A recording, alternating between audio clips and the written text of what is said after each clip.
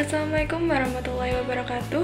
Selamat datang di video eksplorasi kearifan lokal. Salam kenal, aku Arum Ramadina. Dan kali ini kita akan menyusuri jejak kelezatan dari kota Kediri yang terkenal dengan kelezatan salah satu kuliner legendarisnya, yaitu tahu kuning. Tahu yang satu ini bukan hanya sekedar enak dan punya cita rasa khas, tetapi juga sudah menjadi oleh-oleh wajib jika berkunjung ke Kediri. Apa rahasia di balik warna kuningnya yang khas? Bagaimana proses pembuatannya? Yuk kita cari tahu sama-sama. Mau nilai juga, bisa di tempat lagi Pak, namanya kali alamat tanggal. Saya adalah foundernya Tahu Takwa 99 di kota Kediri. Nah, kebetulan nama saya adalah Jamaluddin. Juga di kampung tahu sini saya sebagai ketua paguyubannya. Kalau boleh tahu itu berdirinya paguyuban itu dari kapan?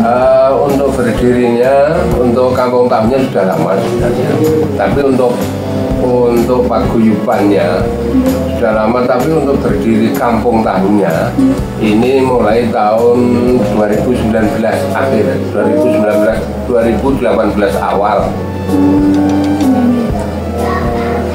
Jadi sampun tahu ya Pak? Ya sekitar berapa ya, 5 tahun? Iya, 5-6 tahun. Terus niki Rian niku cara membuat tahunya niku turun-temurun apa?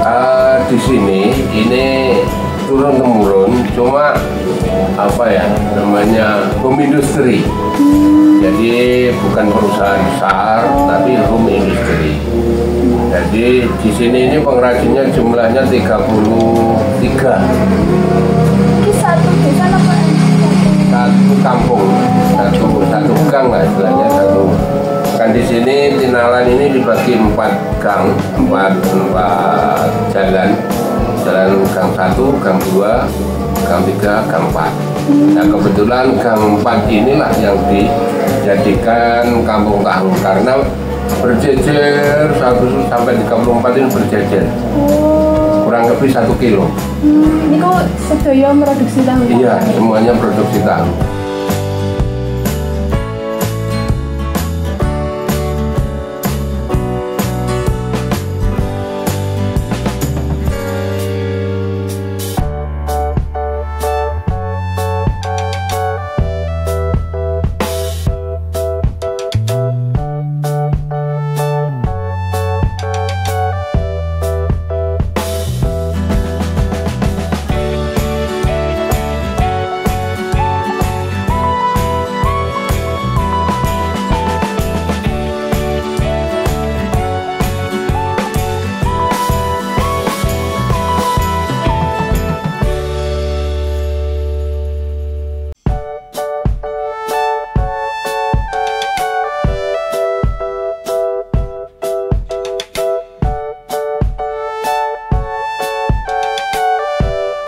Produksi niki tasik ndamel secara tradisional apa sama? Ya, untuk di kampung tahu ini pasti menggunakan tradisional, yaitu menggunakan kayu bakar. Nah, menggunakan kayu bakar. Cuma proses untuk penggilingannya sudah menggunakan alat mesin untuk penggilingannya.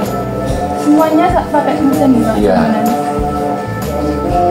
Terus mungkin kalau dari Bapak sendiri itu ada nggak sih Pak perbedaan dari tahu di daerah lain ya? Untuk ya memang ada perbedaan. Untuk tahu sayur, tahu sayur dengan tahu takwa ini sangat beda. Untuk tahu sayur ini bahannya akan sedikit, paling ya 4 kilo, 3 kilo. Tapi kalau untuk tahu takwa ini bahannya sekitar 16 kilo. Perbedaannya hitam berikut nih Pak? Ya.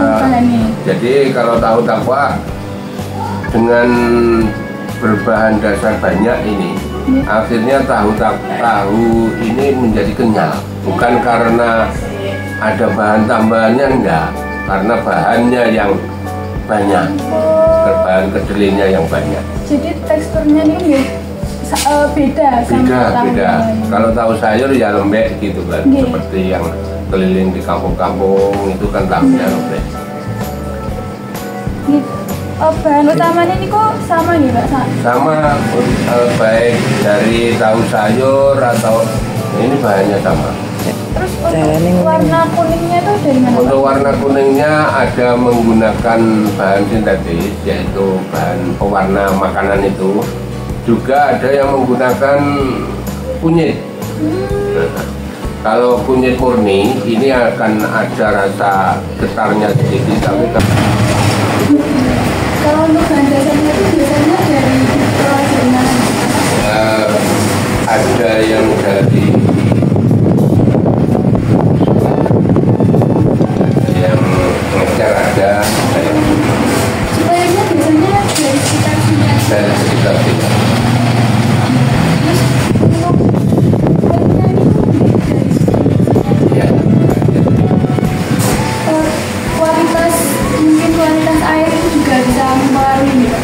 Ya, memang setiap air biasanya kan ini kebetulan untuk berdiri ini memang cocok untuk membuat tahu. Terus untuk kedelainya sendiri itu Untuk kedelai ini banyak yang menggunakan impor sekarang karena lokalnya terbatas.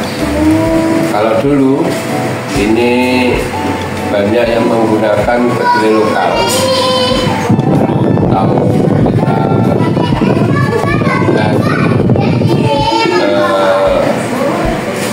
Tahun sekitar 90-an ini masih menggunakan kedelai lokal. Kalau sekarang banyak yang menggunakan kedelai impor. Enggak, sama kedelai Amerika aja.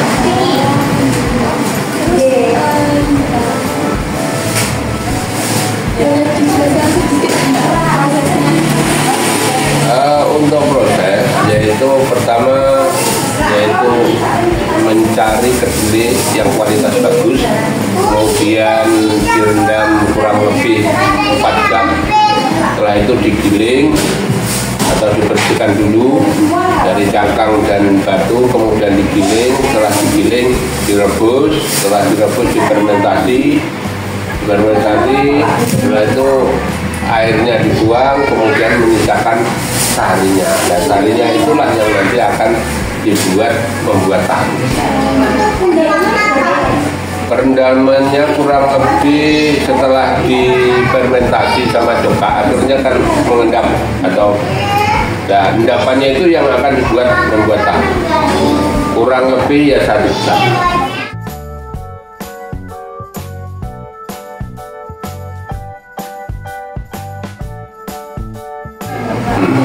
Terus Niko pernah gagal nggak Pak? Mungkin dalam prosesnya itu? Ya ada, pernah gagal kalau kedelainya kualitasnya kurang bagus, hasilnya juga memberat.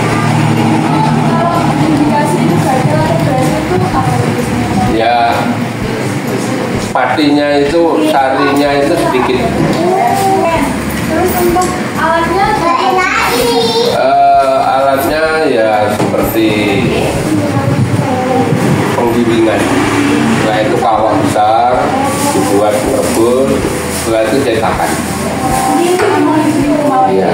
kalau penggilingannya itu sama cuma dari Penggilingannya ya menggunakan mesin.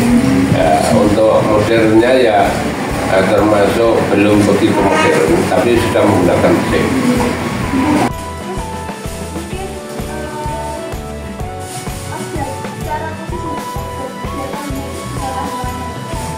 Untuk cara khususnya ya sama, cuma untuk membuat tahan lama itu karena tidak menggunakan bahan pemakai itu tidak akan lama, tapi bisa bertahan sedikit dengan menggunakan pendingin.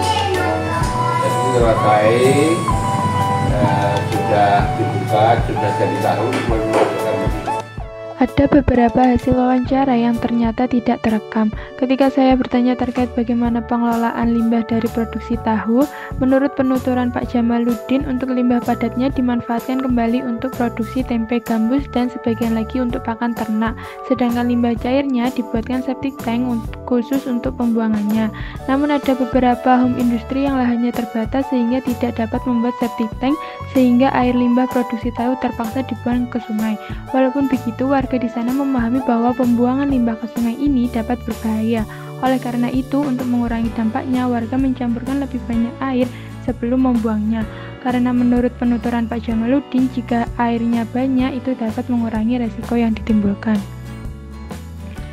Itulah beberapa informasi yang dapat saya kulik dari Bapak Jamaluddin selaku Ketua Paguyuban Kampung Tahu. Dari wawancara yang saya lakukan dengan beliau menunjukkan bahwa pengetahuan sains masyarakat cukup bagus dilihat dari bagaimana beliau menyampaikan proses pembuatannya dan efek limbahnya terhadap lingkungan. Itu semua sudah sejalan dengan ilmu pengetahuan yang ada. So, semoga video ini dapat bermanfaat. See you the next session. Wassalamualaikum warahmatullahi wabarakatuh.